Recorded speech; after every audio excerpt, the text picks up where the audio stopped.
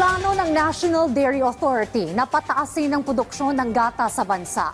Samantala, nang hikayat naman ng foreign investor si Agriculture Secretary Francisco Tiu Laurel Jr.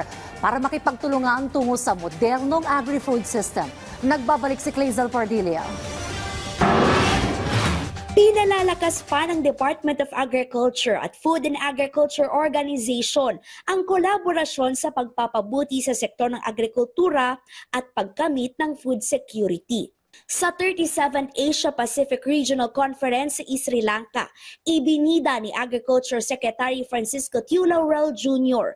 ang Strategic Investment Plan sa sektor ng abaka, kawayan, mangga at seaweed sa bansa. Hinikayat ni Tiu Laurel ang mga foreign investors na mamuhunan sa Pilipinas at paigtingin ang kooperasyon tungo sa modernong agri-food system.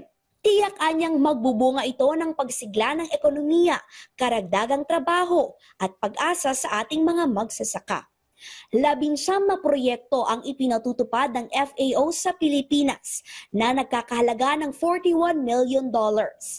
Nakatutok ito sa paggawa ng matatag na agricultural system na kayang sanggain ang epekto ng pabago-bagong panahon. Nakipagpulong si Agriculture Secretary Tiu Laurel Jr. kay Italian Minister of Agriculture Francesco Lollobrigida sa Roma, Italy sa selebrasyon ng World Food Day. Tinalakay sa ginawang bilateral meeting ang pagbibigay ng trabaho sa mga Pilipinong mangingisda. Ayon sa Italy, makatutulong ang mga Pinoy skilled worker sa pagtataguyod ng fishing industry sa Europa.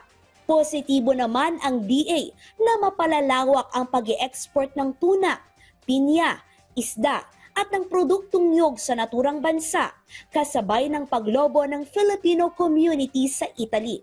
Noong 2023, papalo sa $129 million ang agricultural export ng Pilipinas sa Italy.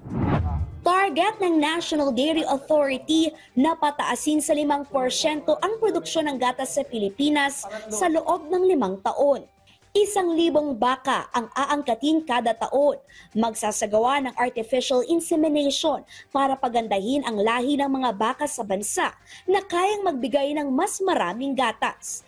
Tuturuan din ang mga milk producer sa tamang pangangalaga ng mga baka. Tuturuan din ang mga milk producer na pangalagaan maayos sa mga baka para mabawasan ang mortality.